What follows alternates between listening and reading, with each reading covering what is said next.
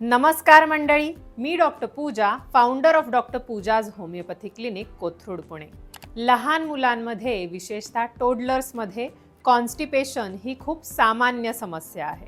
अनेक वेळा मुलं वेदनेच्या भीतीमुळे, अस्वस्थतेमुळे किंवा सवयीचा परिणाम म्हणून टॉयलेट करण्याची इच्छा दाबून ठेवतात. जर एखादं मूल 3-4 दिवसांपेक्षा जास्त वेळ शी करत नसेल, स्टूल हार्ड, ड्राय, लंपी आणि डिफिकल्ट किंवा पेनफुल असेल, तर आपण त्याला कॉन्स्टिपेशन म्हणतो. काही मुलांमध्ये खूप सिव्हिअर कॉन्स्टिपेशन दिसून येतं. आई सांगते की मूल टॉयलेटमध्ये किंवा टॉयलेट सीटवर बसून शी करतच नाही.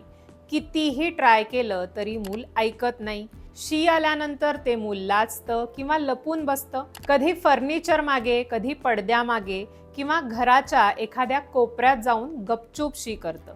शी करून झाल्यानंतर स्वतःहून कधीच सांगत नाही. बऱ्याच वेळा आईच्या नंतर लक्षात येतं की त्याने शी केलेली आहे.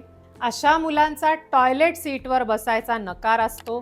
कायम भीती वाटते आणि अनेकदा डायपरमध्येच पॉटी केलेली असते आणि आयसोलेशनमध्ये घरात एखाद्या कोपऱ्यात जाऊन उभे राहतात.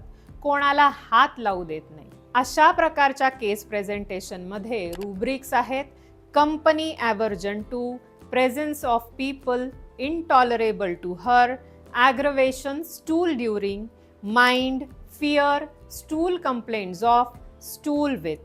आणि रेमेडी आहे एम्ब्राग्रेसिया.